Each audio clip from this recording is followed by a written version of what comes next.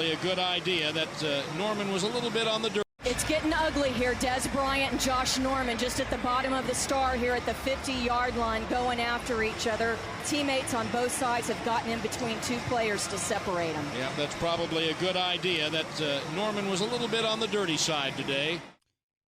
The great Christy Scales and Brad Sham with the recap. Well, just part of the recap of Dez versus Josh Norman because it did not stop after the game. It's a Cowboys Friday with Sean and RJ. Thank you for waking up with us. Happy Thanksgiving, and we appreciate you turning it on, leaving it on. DFW Sports Station. Dez, 5 for 78, talking with Josh Norman nonstop, and I felt like, again, we don't know what's actually said. I felt like Josh Norman was acting like Steve Smith against the Cowboys the week before. Nonstop talk, really taking it to Dez verbally, and Dez had had enough, including after the game when Norman, we saw it on TV, was face-to-face with Dez, and he kept walking Dez back. Well, finally Dez reached out, almost got the Mo Larry Curly eye gouge, grabbed the face mask, and they were going at it after the game. Dez's best friend, the Dez Whisperer, the one and only, Mike Fisher, caught up with 88. Look, check this out. Never, look, I destroyed him in the media, okay? I had to. I'm not that type of guy, but I feel like he's disrespecting me, okay? So he started. He did start Started with talk last year. Yes. And then you're coming up the tunnel and you say what to me? Oh, you need to get their money back. And on the You field, can't even go one-on-one. and it got a little physical. Yeah, I really would have beat him up, though. I want to beat him He kind up. of took a swing. Well, that's Yeah, let's right. not beat anybody up. See, but this is the It's thing. Thanksgiving. But this is the thing. Yeah, he's gonna do that on the field. But I promise you, if he was somewhere else, like in my backyard where nobody will find out, I'd beat him up so bad. I promise you, he's gonna snitch. Thanks, kid. Yeah. Then, Thanks, kid. yeah. Then Dez on Twitter. All through the week, I will post film how Norman got exposed. Then people were like, "Hey, man, why are you showing off? Why?" These were haters on Twitter. Why are you showing off? Why are you getting into it? And Dez said, "Boy, stop. Go watch the film. The man can't cover one-on-one. I broke him down on so many routes tonight. I'm not disrespectful to players in the league. I love this game, but Norman takes it past football. If you're going to spit fire, be able to take it." And then Josh Norman said, "Hey, Dez started it by saying, where I'm from, we unload the clip." And Dez said, "Honestly, I can't believe he's on TV lying. I have kids, bruh. It's not that serious." And Dez also tweeted, directly to Josh Norman, "Don't lie on me. I will whoop your ass, boy, straight up." Let's get the other side of the story. Josh Norman, what happened with Dez? This guy bumping to me like, "What's up? Where I'm from, we in Libya. I love the clip, so pretty much whatever you want to do. Not that guy that see a challenge in front of my face and back down. It's not me. It's not what you're gonna get. So I'm sorry if I offended anybody. Well, actually, I'm not sorry I offended nobody because I'm be me. That's who I am. Grass to the end. Like I said, I'm loading the clip all the way out to the end of the game. Don't matter what. Don't step to someone and game over like that when they not even looking for you. I don't play. I don't do trash. And that was trashy on his behalf. So that's it, man.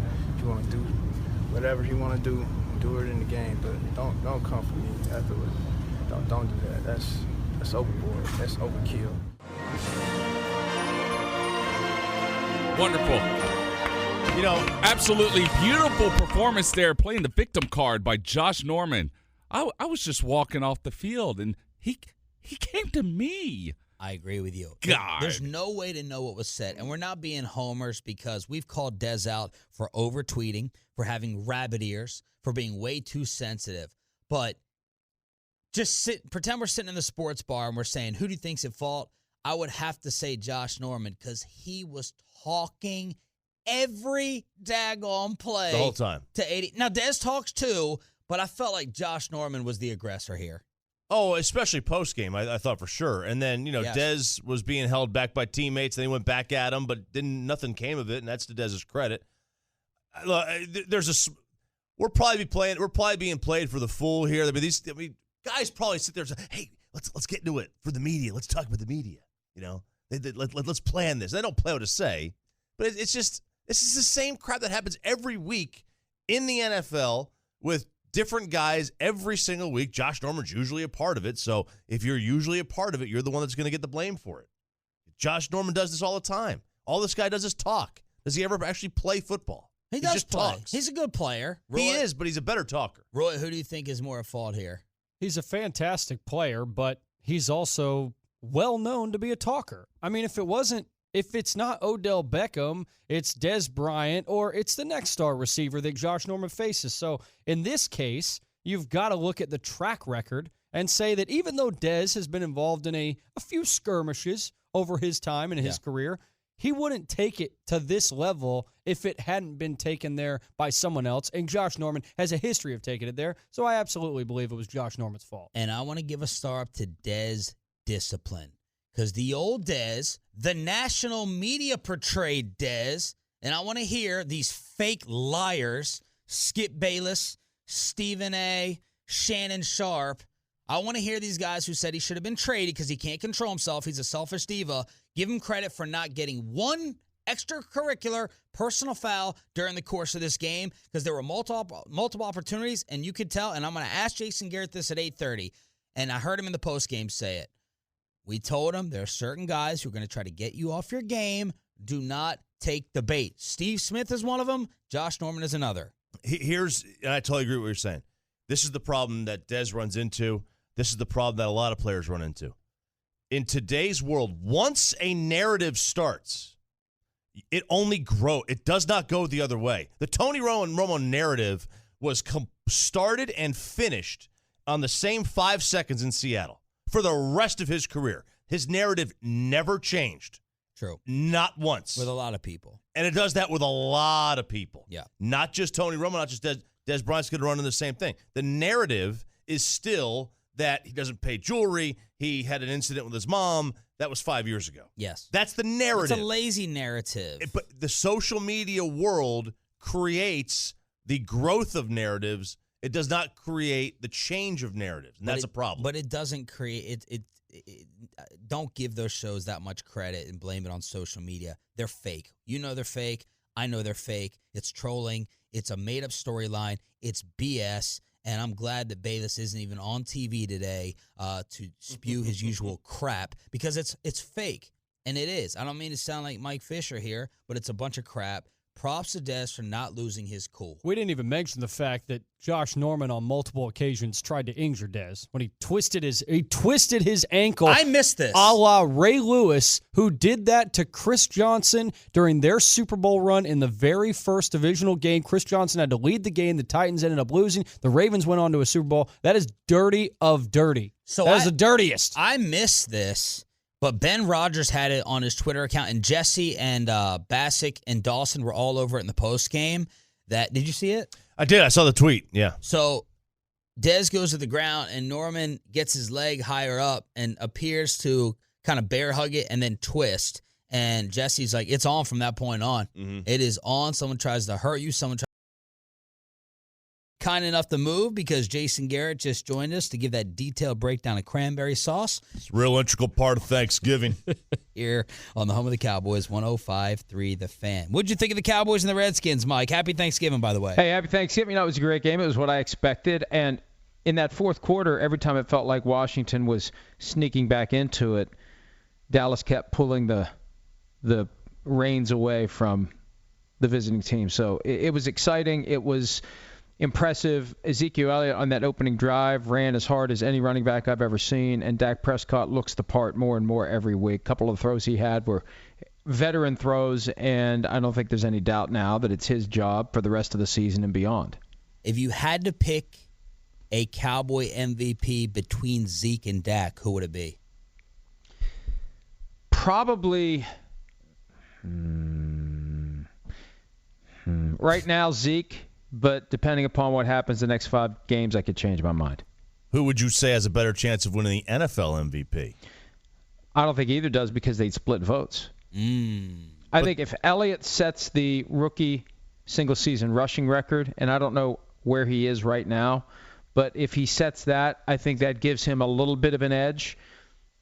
But we see the MVP award given to a great quarterback on the best team. And if the Cowboys end up the best team and Prescott has ridiculous numbers, if he ends up with 30 touchdown passes and 3 interceptions or something gaudy like that, and they're 14-2 or 15-1, I think he's going to get votes. The only thing that would hold him back then is just that notion, if there is a notion, and I think it's a reality, there's a certain amount of pecking order. You have to be established. But who are the star players right now? It may come down to Tom Brady in 12 games and Dak Prescott in 16, plus whatever Derek Carr can do to push himself into the equation. They're 8-2, and he could get some votes as well. But my concern would be that Dak and Zeke will hurt each other's candidacy because people will vote for one or the other, and instead of going all in with one guy. Who wins Rookie of the Year right now?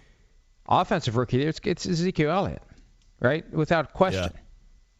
Defensive is a tougher question. There's nobody that's jumping off the page because we don't pay as much attention to what defensive rookies do. They don't capture the imagination the way that Elliott, Prescott, and other rookies, Rob Kelly, and that's a fantasy football dynamic as well.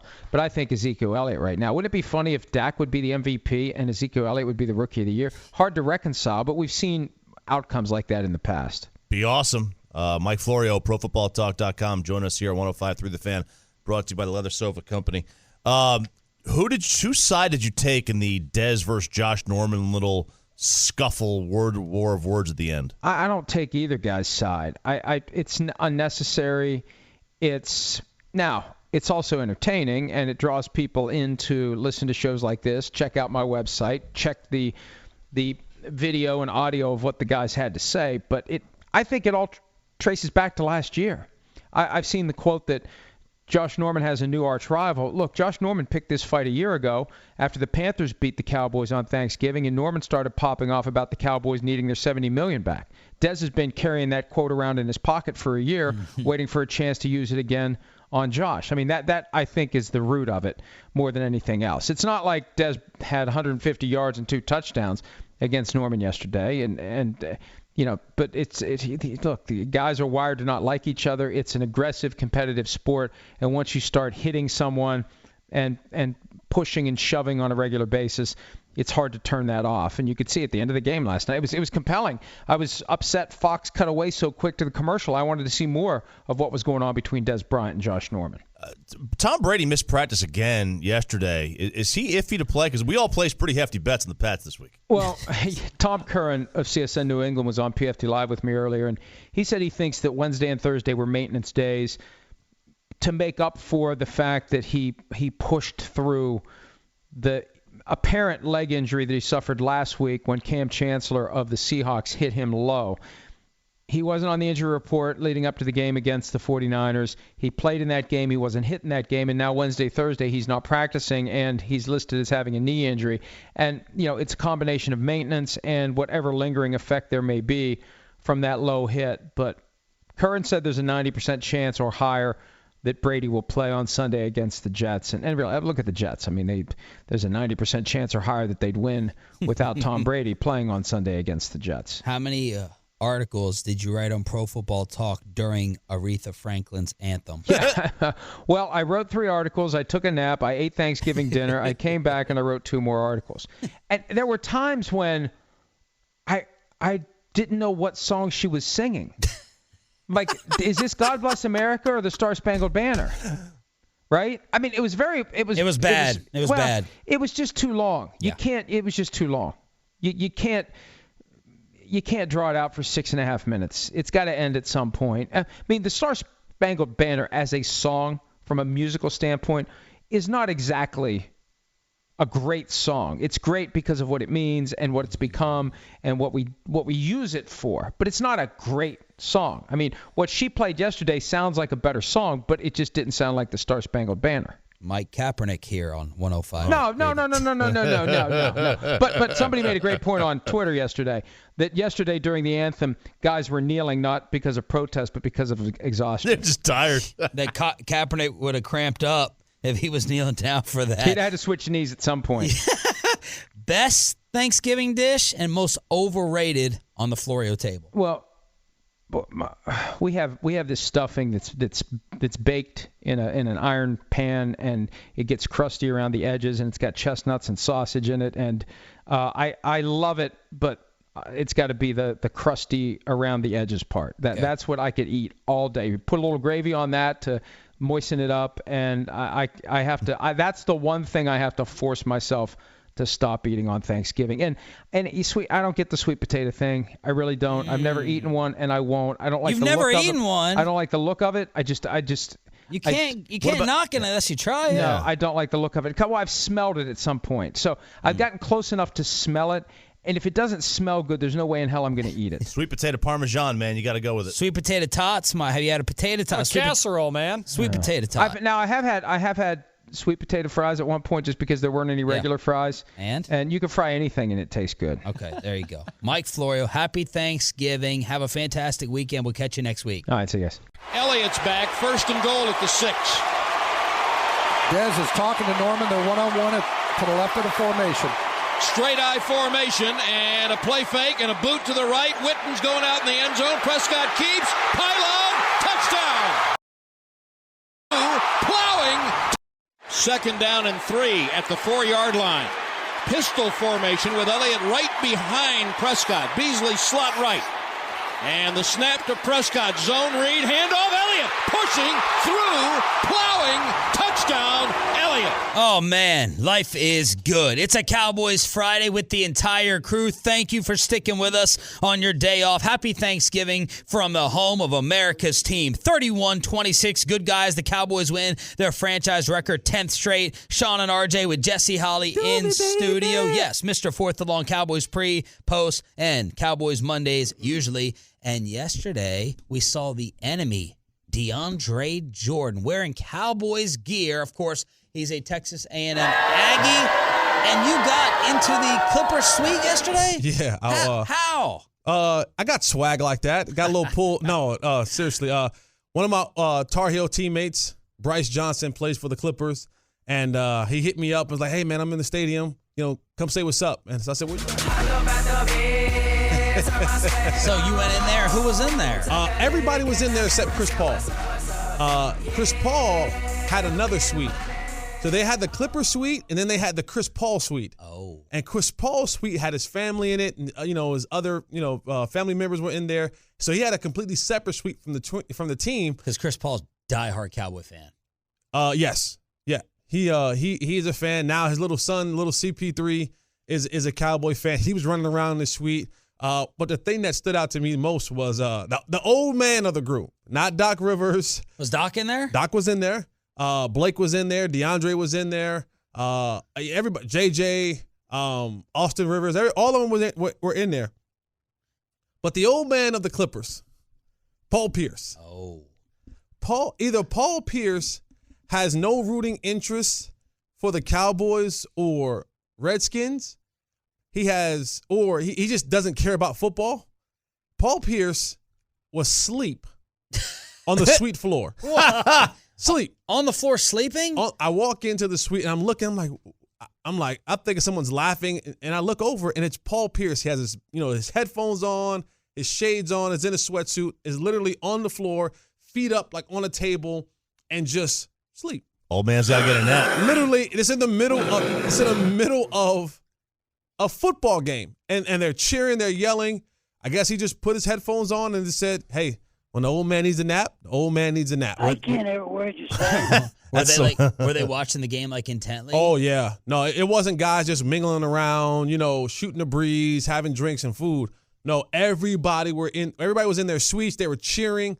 I forget the guy's name. The traitor, DeAndre Jordan? No, not DeAndre was yelling for the Cowboys. There was a Redskins fan on the team. What is his name? Bunte? No. I forget his name. I'll look it up later. But Oliver Candy, Raymond Felton, Maurice Spates, Austin Rivers. Yeah. Austin Rivers was in there. No, not Austin. Wesley Johnson. No, we're trying to figure out. This guy Redskin has a fan. beard. I think he went to Michigan State or something like James Harden. Boo that man. Not that guy. Beard. Alan Anderson. Alan Anderson. Tom Cruise. Yeah. Alan Anderson. He was like, what did he say? Tom Cruise, a beard. He was cheering hard for the Redskins, like really cheering hard for the Redskins. So nice. That's awesome. What jumped out to you in this game? This offense, this Dallas Cowboys offense, has no flaws. Has zero flaws. Tell me a flaw on this Cowboys. I'm watching the game. I'm trying to find a flaw in this offense. Now, Ben Rogers would say, and maybe you would too, you guys are the two left on the Romo Titanic. I had my respect shirt on yesterday. Yes. Did people notice it? Yeah, they did. I walked into the booth and Clarence comes up to me and goes, What are you doing? Clarence Hill? Yeah. He goes, What are you doing?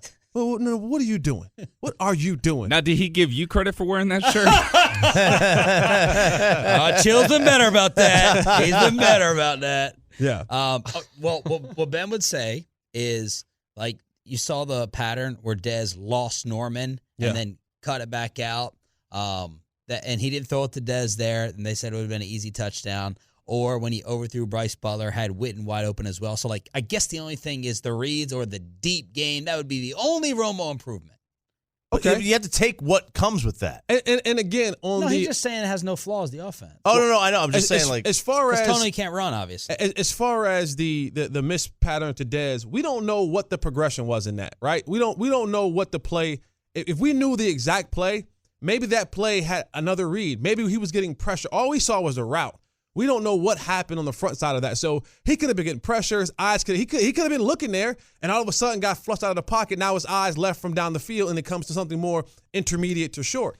For the Bryce Butler miss, there's the dime he threw to Cole Beasley, and that was a dime. But then there's another dime that he threw to Terrence Williams that God knows he wasn't going to catch that. I even tweeted, I said, don't waste those dimes. Because he threw a dime down the sideline, and Terrence tried to body catch it. Yeah. And no, if you stick your hands out there, you make your quarterback look good. But when you look at this team offensively, I was watching, and I'm just saying, I'm trying to find a flaw in this offense. And, okay, maybe they don't go down the field as deep, but that's not the game plan right now. They protect the ball, man. It's like, the game plan right now. Romo could come in here, and I guarantee you he'd have 5, 6, 10 more touchdown passes than that. That's fine.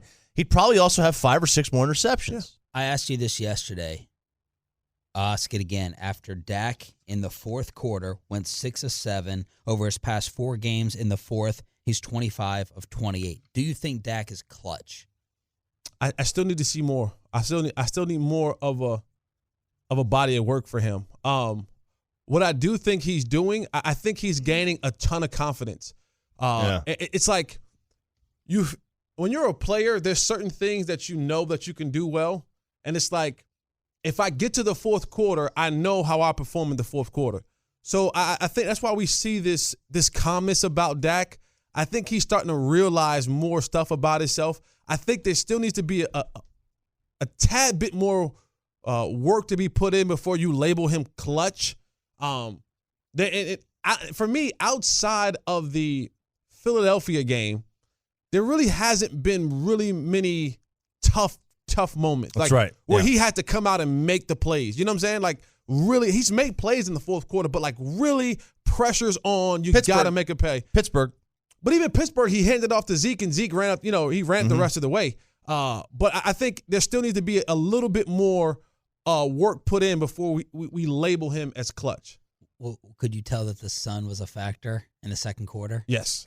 Yeah, no. You saw like guys shielding their eyes. You saw guys like kind of looking and trying to kind of cut through the sun. But I think Roy said it. You picked that side. You won the toss. I thought the Cowboys got hurt by it on the T-Will drive.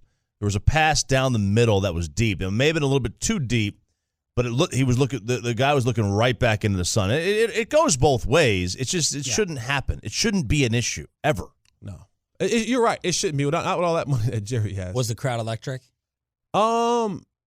You know what? The game was kind of boring. That first half was a boring football game. Outside the first drive, they were a lot. I wouldn't say the crowd was bad, but the game wasn't exciting until late in the second half. You called it one of the best since the Giants game, RJ.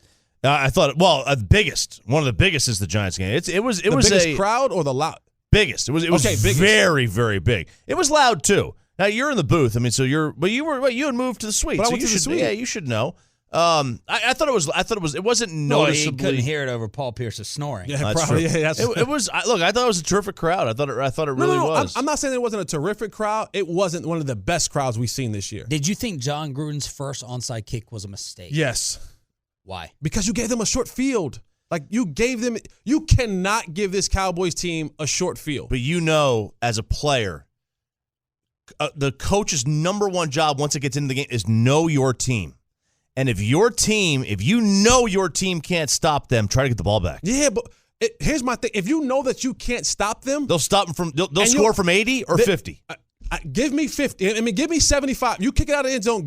They have to go 75 yards. There's so much that can happen in a 75-yard drive. And there were times where the Washington was getting the Cowboys into long third downs. Yeah. Now, they were converting them, but there were several times in this game where the Cowboys had 3rd and 9, 3rd and 10, 3rd and 11, 3rd and 12. They converted them, but I'd much rather you make this team go 75 yards and the potential of a mistake, a drop, a fumble, an interception, something happen more so than you give them the ball on the 40 on your plus 45 or minus 45 for Washington for the Cowboys going in. That's an automatic at least 3 points for them right there. Coming up next, Jesse Holley in studio on a Cowboys Friday. Who was right, who was wrong in Dez versus Josh Norman? The audio and Holley as the referee next on The Fan. All right, Des, a lot of emotional talking between you and Josh Norman after the game. What was said? I won't say emotional on my end. I'm going to say emotional on his end because I was perfectly fine. I was just wearing this out the whole night. That's what I was doing, and I enjoyed it. And Washington need to get their money back.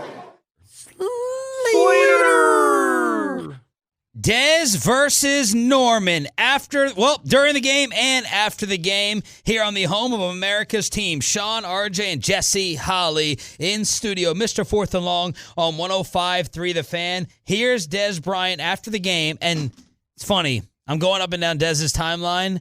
The last tweet that Dez sent before the assault on Josh Norman was to Jesse Holley after Jesse was trolling Dez that his North Carolina Tar Heels destroyed Oak State in basketball, and Dez is like, go easy on me, go easy on me, man, go easy. So here's Dez on Twitter. All through the week, I will post film how Norman got exposed. The man can't cover one-on-one. I broke him down on so many routes tonight.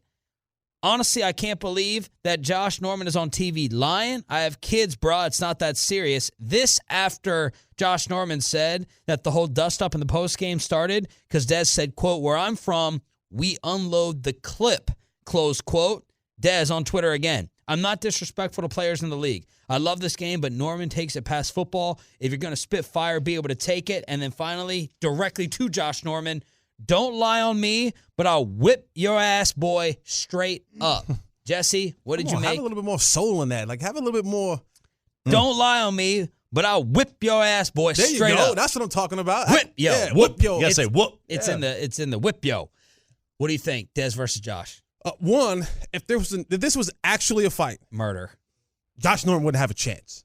No, it's just like. Is there any wide receiver you've ever seen that could beat Dez, you think, in a fight? Roy E? No. Like Roy Andre just Johnson. Physically. Andre Johnson. Calvin. In a fight? No. Calvin's not a fighter. No, but he's got 4 inches on him. Yeah, but he's not a fighter. Calvin's more, but Andre Johnson. Okay. Wide receiver. Marvin Harrison. He gonna unload the clip on you. Yeah. Marvin Harrison will unload the clip on you. Yeah. Steve Smith. Would you pick if Dez and Steve fought? Ooh. B. Marsh. Ooh. Brandon Marshall's a good Man, one. look at those arms. My gosh. I don't know. You know what? They're both relentless. Like Dez and Steve Smith. Someone's going to die. Someone has to die. Seriously. Like that's a fight where no one's going to break them up. It's never going to end until someone dies. Yep. But I might slightly go with Steve Smith with the old man strength. Okay. What'd you think of these two? First of all this happened because of Josh Norman. Josh Norman is a punk for even trying to play the victim. I'm not calling him a punk in life. You're a punk for trying to play the victim. If you don't try to step on Dez's hand, and if you don't twist Dez's ankle, none of this happens. All right, I missed the ankle twist. Was this fourth quarter? This was like either late third, early fourth. They converted a third down play. That's the one where Dak rolled out, threw it over the top to Dez. He catches it for the first down, and Josh tackles him. And Dez is down, but Josh still has hold of his ankle, and he like kind of turns it, like he has ankle and foot, and he's like turning it, like twisting it.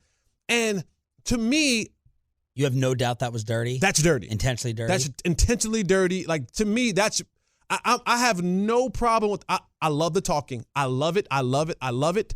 I love physical play. I'm for it. I'm down for it. I love be nasty, be aggressive, be violent. I'm with all of that. That is within the confines of this game.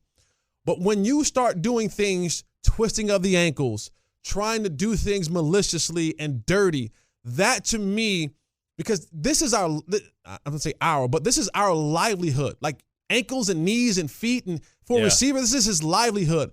And so I think that point took it too far. And I got to give Dez a ton of credit because the old Dez might have tried to hit him in the face on the field, cost his team a 15-yard penalty, and, it wouldn't have mattered. You'd have saw him explode on the sideline because they would have took him out. But he came back to the huddle, played the next play. They scored a touchdown.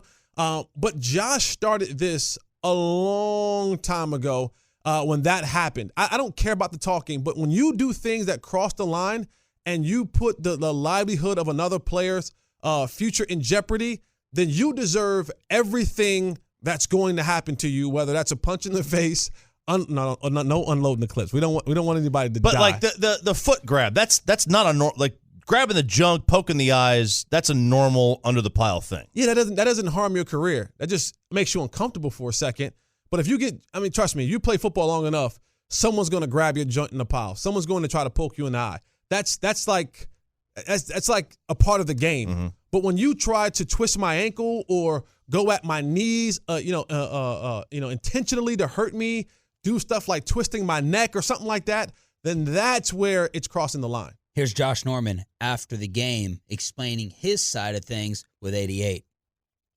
This guy bumping into me like, what's up? Where I'm from, we in Libya. I love the clip, so pretty much whatever you want to do. Now they got it. See a challenge in front of my face and back down. It's not me. It's not what you're going to get. So I'm sorry if I offended anybody. Well, actually, I'm not sorry I offended nobody because I'm be me. That's who I am. Aggressive to the end. Like I said, I'm loading the clip all the way out to the end of the game. Don't matter what. Don't step to someone and game over like that when they not even looking for you. I don't do trash. It's trashy on his behalf. So that's it, man. If you want to do whatever you want to do it in the game, but don't come for me afterwards. Don't do that. That's overboard. That's overkill. Jesse is unloading the clip over the line verbally, and what in general on an NFL field? What's over the line? I don't know. Okay, first, I don't know if Dez said this or not. Right. So let's just say allegedly. If he said it. Let's just say allegedly. Because Dez tweeted, "You're lying on me right now." Right. And so if Dez said it, then I think that's a little bit much. No one's killing anybody. Like let's stop that. Like it's words. That's you're not unloading the clip on anyone. That's not happening. But I just keep going back to none of this stuff is said or allegedly done after the game. None of that's done if you don't do what you did, Josh. That stuff all transpired because you took it a little bit too far. Again, trash talking is what Josh Norman does. That's what he does. He's been doing that since we heard of Josh Norman. He gets under your skin. You heard about him at the fight in training camp with Cam Newton when he was a Panther. We all saw the chronicle, the Odell Beckham situation. Like, that's what he does. But when you take it to that point, none of this stuff happens. Dez after the game, him after the game, none of this audio, none of these tweets or quotes or whatever happens if you don't play dirty, Josh. But what's over the line? Where can you not go where if someone swings, you don't blame them? Can you make fun of the way someone's wife looks? Wife and kids are off limits. Off limits. Wife, not girlfriend, not side piece, not someone that you're rumored to date. Your wife, your ring, you're under your roof, your wife and your children. That's off limits. You can, that's off limits. But you can say, I'm going to murder you. I'm going to kill you. Let's talk. Yeah. Let's talk. No one's maybe, wait a second. Keith Talib might shoot you. Keith Talib might shoot you. They might shoot you. There's some guys that might shoot you. But Josh or Dez, no one's shooting no one on that situation. Who do you think won the matchup on the field? Who won the game? Oh, come on. No. But one catch for 8 yards is not like winning a matchup. So here's the thing. 5 for 72 for Dez. Right, but he only had 3 catches on Josh Norman. A lot of his catches came on Rashad Breeland. 60% of his catches came on Josh. Right. So, I mean, when you look at it, I think he had 3 catches for 35 yards on Josh. So half of his catches came while he was on Josh. That's always that kind of it's a great matchup, isn't it? It's a great matchup, but when you talk about the versus thing, it's always going to favor the DB, always, because unless you're traveling the entire game, right? If there was never a moment where Josh wasn't on Dez, when Dez went in the slot, Josh didn't go in the slot. So I can say advantage Dez. Why didn't Josh go in the slot? Can he not guard from the slot? Right? That's advantage Dez, right? Right. Because you're saying you're a shutdown corner. Right. When Dez went in the slot in this game, you didn't go in the slot. You stayed outside. What are you afraid of? Yeah. Are you afraid to guard anybody in the slot? Can you not cover in the slot? You're supposed to be one of the best corners in the league. Put you in the slot, cover in the slot. Yeah. So it's always a difficult situation when you go, who won the matchup? Sometimes you'll have this was a matchup all across the board, and Dez had 5 for 70 and a win. You got to give it to Dez. Oh, we got 2 text messages, one from Kavanaugh, one from my buddy Tavares on wideouts versus Dez in a fight. Okay, who'd they put? These are good ones. One is David Boston. No, David Boston, he's voided. That's cheating. That's cheating. He used to have his excrement tested. What? David Boston took 90 pills a day. Yeah, he used to get 90? Yeah, 90 pills a day. He used to get his poop tested to give him the proper nutrient that he needed for his body. Oh, my God. All right. And who's the second one? Kavanaugh picked an old dog. Ooh. Anquan. Oh. Yeah, that'll be a good one. Anquan. That'll be like Anquan and Andre Johnson, like those are just old school. Yeah. They from Florida. They're just tough. They're just. Joe Buck, what a circus that Mike Fisher was right there for at AT&T Stadium in Arlington. Mike joining us here on the AA Best Bail Bonds phone line. How crazy was that whole experience yesterday? Well, so crazy that, and you're right, we were right in the middle of it with Dez Bryant orchestrating the post-game locker room in his way. But so crazy that as much as we're all attracted to it like magnets, I thought it was unfortunate, the whole thing, because it takes away from so many other storylines. That was a monster win in which this defense did. I know this sounds like I'm being a horrible contrarian here, but they kind of did what they were supposed to do, even though they gave up 500 yards. And this offense was dominant. I thought the Josh Norman and then Dez Bryant thing kind of sucked away from that, and I think that's too bad. The defense was bend but don't break. They started off 3 for 3 in terms of limiting touchdowns, held them to field goal attempts, and one of the field goal attempts looked to be aided by the sun. How big of an issue was the sun in the stadium again? I guess it's only fair that the weather affects both teams, and I know that Jason Garrett, when he speaks again, which by the way is not today, it's a quiet day. He'll be speaking here in an hour. Yeah, there you go. We'll say the 5 billion years on the sun. I still don't understand it. I've decided to not be obsessed by it. I'm also, by the way, open the roof, Jerry. I'm also not obsessed by that. That has no impact on anything. At least the sun actually has some impact on it. I would once again suggest that Jerry ask Gene if they can simply buy 2 sky mirrors and then slap them over there on that end of the stadium like big sunglasses. Well, the sun's been there for 5 billion years, and it'll probably be there for 5 billion more. So it probably will. Yeah. Thanks, Coach. All right, Dez, we've already played it. We'll play it again later with Jesse Holly. What did Dez have to say after the game? What led to all this build-up, the reaction? Dez versus Josh Norman. Well, it really started when Josh Norman a year ago called out Dez for getting paid the way he did. Norman getting the best of Dez at that time, while Bryant was playing on a broken foot, if you recall. And Bryant didn't think that was a very classy thing, and it's kind of stuck in his craw. Then this game begins, and besides the John going on, in Des Bryant's view, and I think the view of most in Cowboys Nation, Josh Norman was over the edge in terms of chippy. He was stepping on Dez's hand and trying to twist his ankle while Dez is on the ground and this sort of thing. And so on we went. In the final examination, Des Bryant dominated Josh Norman in one-on-one. Josh Norman got a lot of help on the times when Dez didn't catch the ball, and Dak Prescott missed Dez a couple times on what would have been game-turning, maybe even touchdown plays. And then the jawing continues to the point where Dez says to Norman to his face, because he didn't just say it to me and then to a bunch of other media people too. He said it to Norman's face. Washington needs to get its money back. And then it was on. And after the game, Brian's point was, if he would have said the things to me that he said on the field and said them on the streets, I would have beat his ass.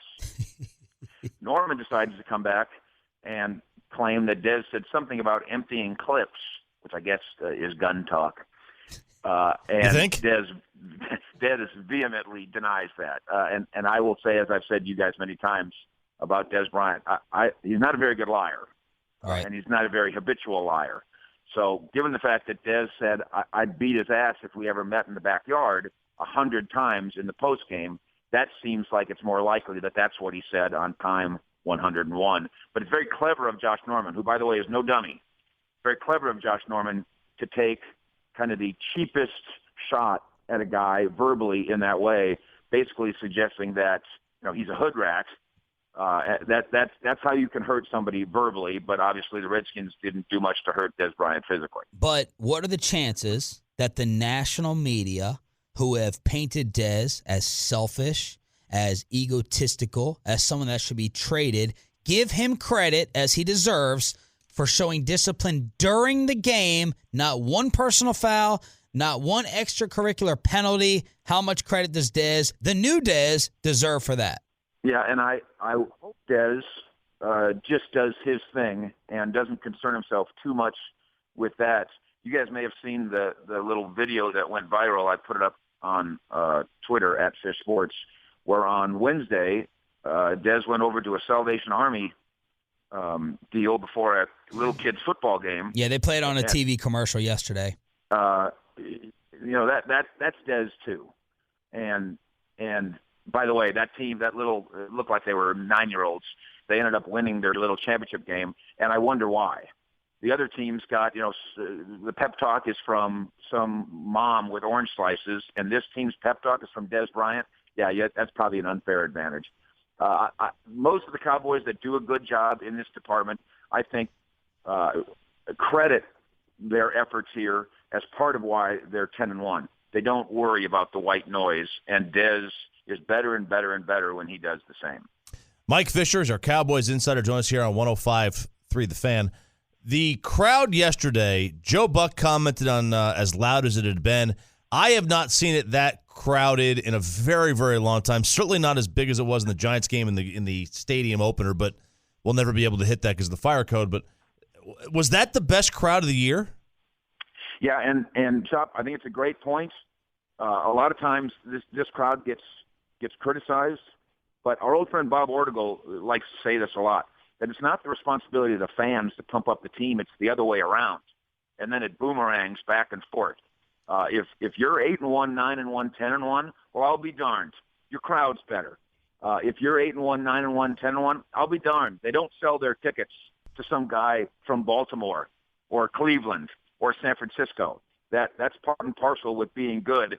The way to turn AT&T Stadium into a pit for the opponent isn't to take down Gene Jones' $1 million paintings. The players don't see those. The way to turn that place into a pit is win games at home, and Jason Garrett's Cowboys are doing that. What are we looking at injury-wise? I don't know. Byron Jones and a knee, I don't know that one. J.J. Wilcox with a thigh contusion, so hopefully that goes away in a week. Cowboys, by the way, you sure wished it wasn't a Thursday and a Thursday. You wish you had that Sunday at Minnesota instead, but that's the way it is. And then Justin Durant with a groin or a hamstring. For that being, Sean, that hard a hitting game, that's not bad. You agree with me? Yeah, man. That was a violent game. I agree. The Cowboys now, by the way, wearing blue, 66-1. So the jinx is dead.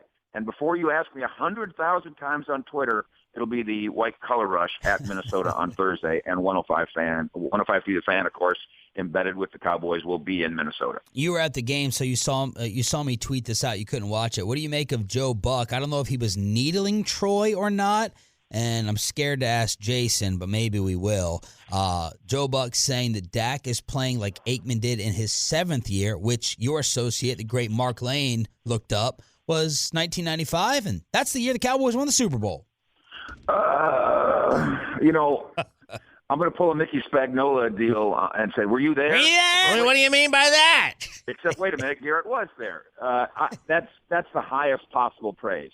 And I hope, if Garrett actually said that to Buck, I hope that what Garrett's point is, in terms of demeanor, that Dak Prescott is like Troy Aikman. Troy Aikman once he was getting letters from fans and moms, and one day we're sitting in the lunchroom and he reads me 2 of the letters. And one of them is, I wish you'd quit chewing tobacco because it's bad for the kids. And the other one was, I wish you'd show more enthusiasm on the field. You're such a robot. So he tried to do both, and he really did quit chewing tobacco like that immediately. And we're very proud of him for that. And then he did, for a couple of games, try to show emotion. Instead of that little arm fist pump at the waist, he tried to throw his hands in the air. And a couple of weeks later, he said, I feel so stupid. I'm going to go back to being a robot.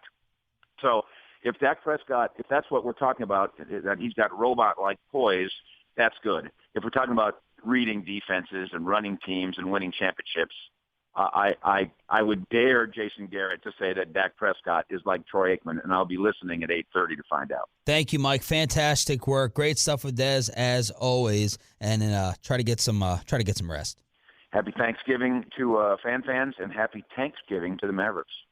Oh wow! Oh, let's get right to it, because joining us on the hotline is the main man over there at the Star at AT&T. He's the Executive Vice President and COO of the Dallas Cowboys, Stephen Jones. Happy holidays, Mr. Jones. Hey, guys. How you doing? We're doing great. There's not a bomb about to go off where you are, is there? Well, no, it's about as good as it gets. And just having a good little football weekend for the Cowboys, and then the Scots. Yeah, let's talk about that, because a big win today for the Scots and a talented young quarterback over there at the Star. What can you tell us about that?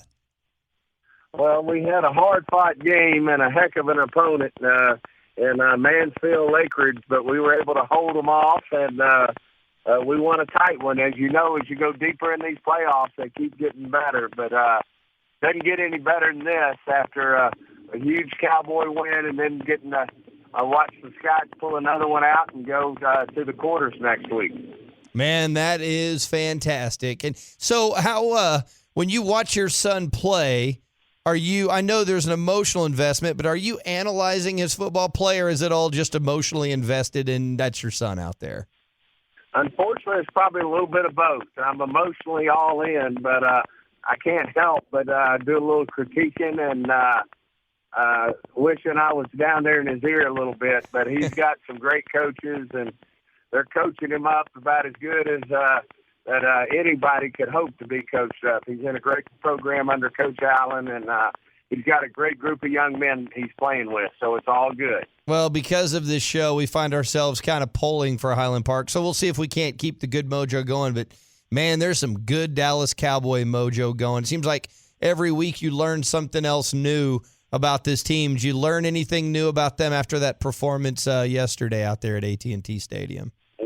Well, I think we learn something every day, and obviously the defense did a great job there early, and then probably got a little bit conservative there as we went. But, boy, you got to give Dak and Zeke and that offensive line, they kept answering the bell, and really just did an amazing job of continuing to put pressure on the Redskins. But, it's one of those wins where I think Orlando Scandrick said it best. You go in there and you win a big one, and it sure makes it a lot easier to go improve upon some things that you can get better at. But this team just really has a unique chemistry, and they seem to be feeding off one another, and I know they're certainly accountable to one another, and it's just a fun season. And obviously we got a lot of work to do. We got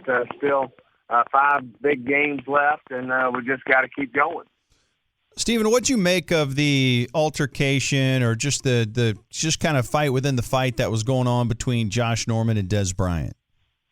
Well, I want to take my hat off to Dez. I think he's come so far, and I know in the past that may have even escalated even more. I'm going to take up for Dez here because he's our guy, but I really think he handled it well, and it could have been real easy to get, as we've seen with these big battles between top corners and top receivers, could have easily escalated more than it should have been. But Dez showed, I think, a lot of maturity. He kept focused and kept working that situation, and I thought did an outstanding job. Now, I won't take away from Josh. He's one of the top corners in the league and a great competitor, and that's just what happens. But I think our fans love those type of matchups, and I thought it was a great matchup. But I sure take my hat off to Dez and the job he did, and he really kept his head about himself and kept working and made some huge plays late in the game to really give us a chance to win the football game. Stephen Jones joining us on the Ben and Skin Show, 105.3 The Fan. It seems like Dak Prescott was able to use his legs a little bit more than normal. And I know there's some times where he can run or throw, and it's his choice, and sometimes look like you guys really wanted him to run. Was that something specifically you guys thought you could exploit in this particular matchup, or those plays as they developed, was that more Dak sort of decision? I think it's more you kind of, you're playing option quarterback there. And certainly Scott does an amazing job, I think, of not overdoing Dak. I mean, we all know Dak can use his legs and can certainly be an asset for us in terms of moving the ball. At the same time, I also believe if you serve your quarterback up too much, then, bad things can happen. And I think we're doing just the right amount of it. When we got to have him, I think Scott's doing an amazing job of utilizing him. And, of course, Dak certainly has that option when he is called upon to either run it or do something different with it. And, I think both of them have a great chemistry in terms of the way Scott's calling those plays and Dak stepping up in a big way and picking and choosing when he ought to do it and when he should expose himself. But, we still look at Dak as a big-time pocket passer, and certainly don't look at him as a guy that the only way we can be successful is expose him and have him running the ball. So I just thought it was a great mix. I give hats off to Scott and Jason and hats off to Dak. A guy that's creating a lot of chatter out there is David Irving, and folks are talking about the amount of big impact plays that he's making during games, and just curious about your thoughts on this. When people talk about him, they're also quick to point out that he doesn't get a ton of snaps necessarily.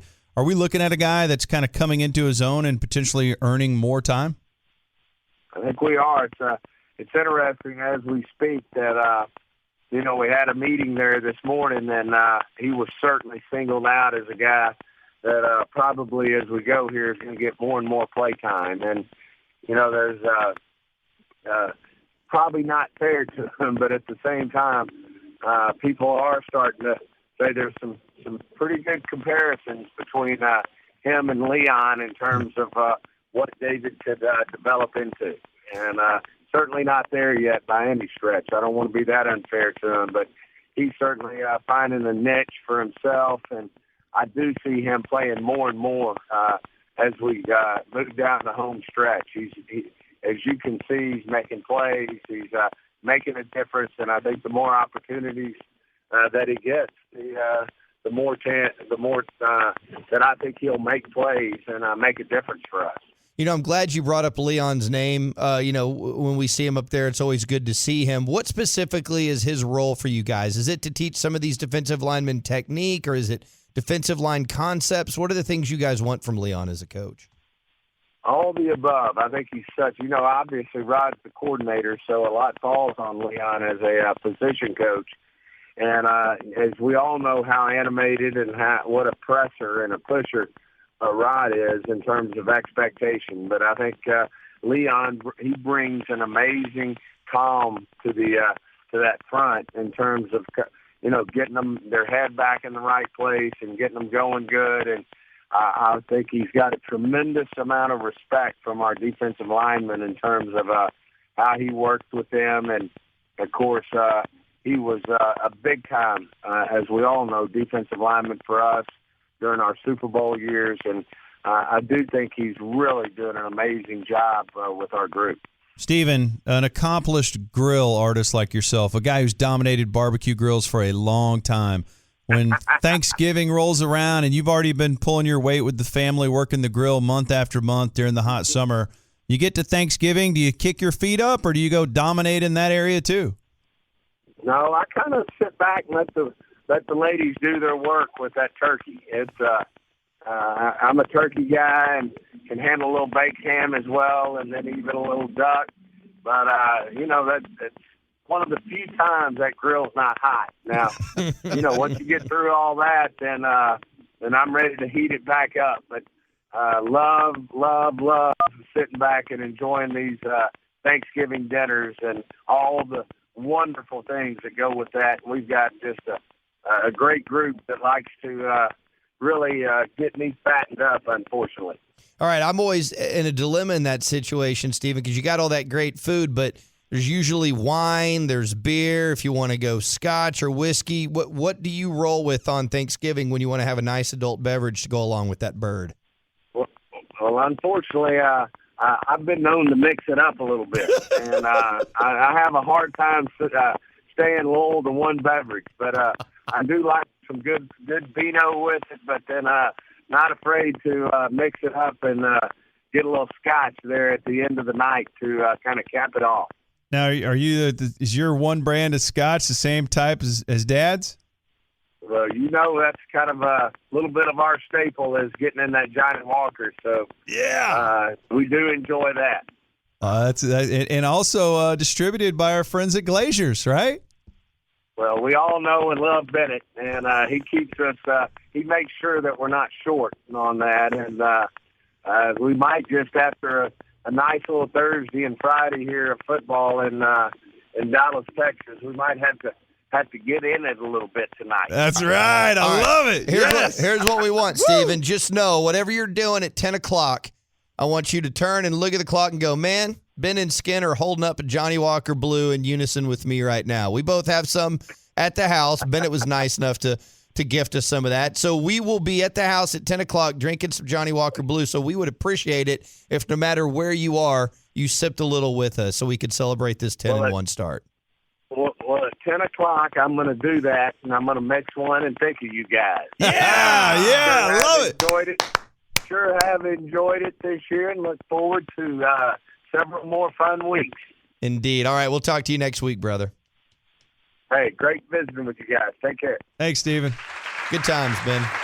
A lot of fun, man. Dude, you want to have a drink with Steven Jones tonight? Let's do it. 10 o'clock. Anybody out there who wants, if you really want to get in on this cosmic level of the greatness that's happening, anyone out there, whatever you're sipping on, raise it up tonight at 10 o'clock. We'll get on Twitter, talk. Just raise it up. Mm-hmm. We'll toast to the success of the Dallas Cowboys, to happy, healthy families and good times right here in Dallas-Fort Worth. Johnny Walker Blue with me, you, Steven, and the entire Metroplex. Please join us tonight. I only have Natty Light. Shut up, Shippy! Damn it, Shippy! Guys, Shippy, shut up!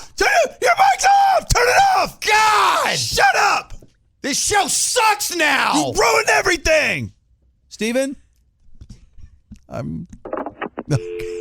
Now you let Steven hang up. Steven wanted to get back in on that. He wasn't done, Shippy. No, shut up, Shippy. Thanksgiving's ruined. I'd like to apologize to F. I'd like to